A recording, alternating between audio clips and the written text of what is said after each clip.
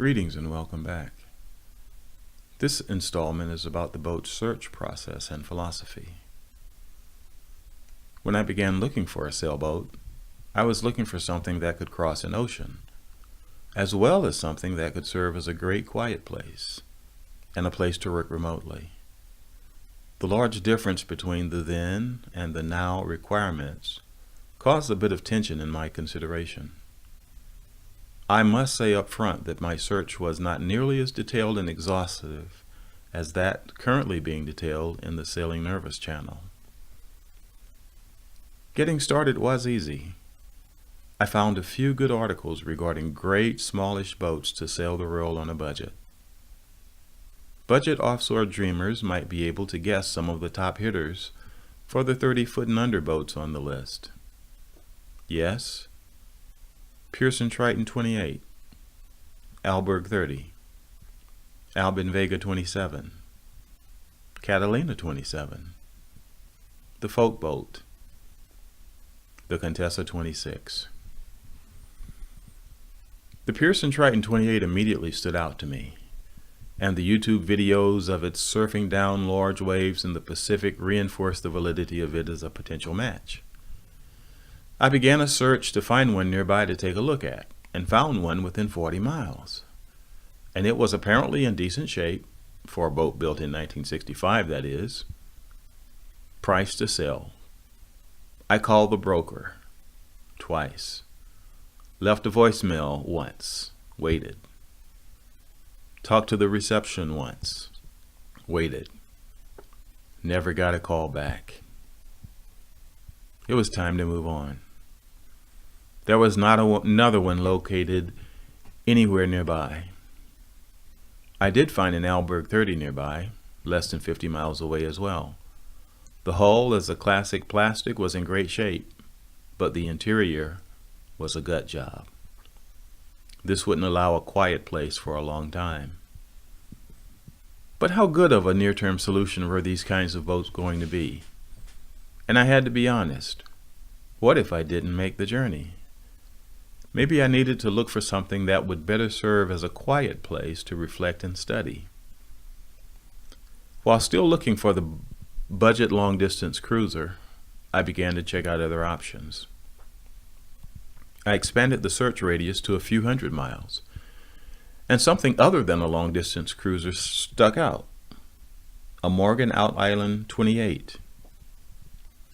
The reviews of this vessel dogged its sailing ability, but they all conceded that it was made specifically for cruising in the islands.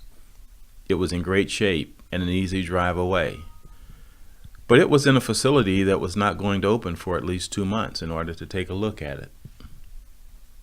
I committed to wait patiently, but in the meantime, I kept looking at different boat types and searching the listings. As I searched and researched, the size range and price range grew. The size could now go over 30 feet, and the price range uncomfortably inflated to 3 or more times the price of that Triton 28. As I searched for sailing-related YouTube videos, the YouTube video selections became more and more sailing-oriented, and eventually, a vessel came to eye that really spoke to the quiet place and retreat desires, but I could not find any relevant offshore history about it. It was an S292C, a center cockpit vessel with an aft cabin, a nav station, a head with a shower pan off the companionway, where it was likely to be more usable than a seaway, and a decent main cabin arrangement. Reviews said that it was sturdily built, but not to look for stellar sailing performance, unlike its non-sea sibling. Grabbing all the pictures that I could find, it also became apparent that the rear quarter waterline view from port or starboard was only a view that its designer or a fanatic owner could love. But I was willing to give it a try. A search revealed that an example was available within a 3-ish hour drive. I called the broker and left a message. This one called back. I was on vacation and on my way to Michigan in a few days. I had a boat to touch and feel and see and heft. I took my video camera with me to capture details that my eyes would miss in the excitement of the moment. My intent was to climb all over and through the craft with the camera running, looking, opening, probing, and asking questions. I took a lot of video, but it was really all for naught, because I did not like what I found. As the broker got the ladder in place and opened up, I did the walk-around tap test of the hull, following the info from the book This Old Boat. She sounded good all around and solidly built. Climbing up the ladder to get on board, I saw lots of small stuff that needed attention. A tap test of the deck sounded good. Then I heard the list of items that were on board and not working. Then I went into that head off the companionway. I could barely fit. I checked out the nav station on the corridor to the aft cabin. Wow, that was tight. Then on to the aft cabin that I was looking forward to use as a study until the trip began, and I didn't have sitting headroom. What? How could this be?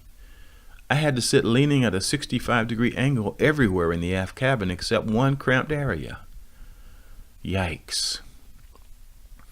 It did have great storage throughout, but this could not overcome the dark pale of the aft cabin sitting headroom disappointment.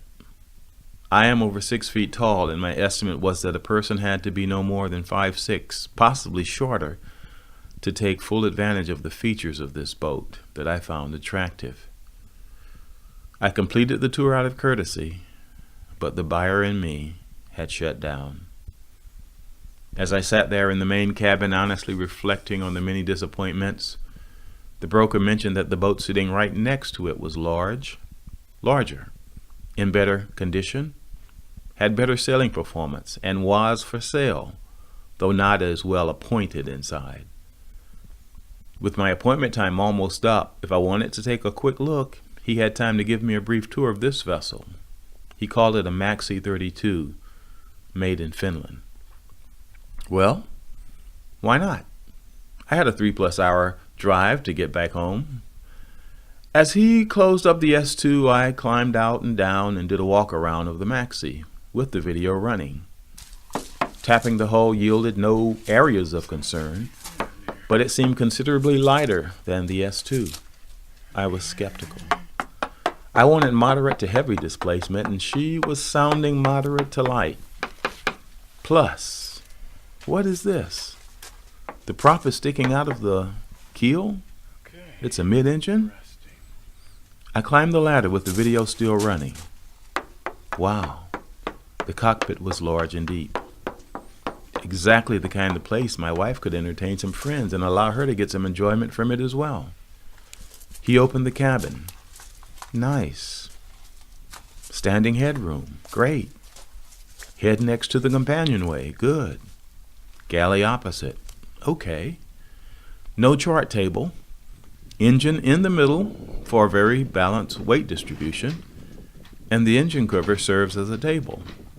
Okay, maybe. Large foredeck. Almost a flush deck design. Good. He did not have the combo to the cockpit lockers in the aft cabin, but my interest was piqued, even though this aft cabin was only accessible from the cockpit. He called the owner, who was in Florida, for the lock combos. No answer. If he could get the combos, I would come back in a week or two. During the 3+ hour drive back home, I shook my head at the major disappointment with the S292C and puzzled over this interesting Maxi 32 find and the many concerns about displacement Spacious cockpit. and the large cockpit to hold lots of water if a wave breaks on board. No bridge decks, and 2 cabins for that water to drain into. But yes, it was worth a closer look-see. On getting home, I discovered that the way I was holding the camera put my finger on the zoom button, so most of the video was useless to show the value of recording a personal survey with this installment, unless you want to see the texture of the material. However, it did apparently show a defect that was worth following up on later, if I was still interested. Searching the internet, I found out that it was a Maxi 95 for 9.5 meters, not a Maxi 32, and was made in Sweden, not Finland. 9.5 meters is a small bit over 31 feet, but U.S. conventions rounds everything up to the next foot, and you pay and pay and pay by the foot. The first Maxi 95 YouTube video I found was of a vessel making its way through the North Sea in some rather stirring wind and wave conditions. Then I thought, designed and made in Sweden. Designed and made for the North Sea, a body of water as notorious or even more notorious as Lake Erie, on which I would be initially sailing. Perhaps this was worth a deeper look. The next video I found was of a couple from Norway sailing a Maxi 95 across the Atlantic to South America, then on to the Caribbean, and along the east coast of the U.S. It had crossed oceans.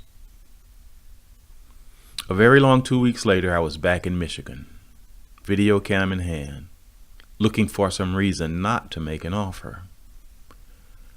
While I tried to change my grip on the camera, that zoom button got in the way again. That apparent defect that the zoomed camera caught a glimpse of was there, a fractured area on a wall of the footwell in the head. Not critical, totally cosmetic, but something that had to be fixed before my wife saw the boat, if I bought it. The cockpit lockers were open, large and deep, and the aft cabin was open, not huge, but sitting headroom, and room for two to sleep very comfortably without interference, and the perfect place to serve as my study and a quiet place. Although a bit short on ventilation, aka none, other than the hatch to get in.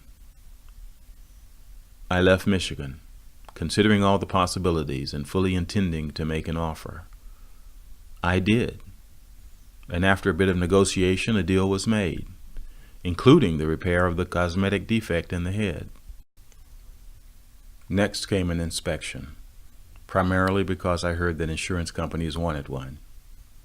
This was the biggest waste of money in the process, as the final report was full of inaccuracies and misinformation, and brought into question the thoroughness of the work.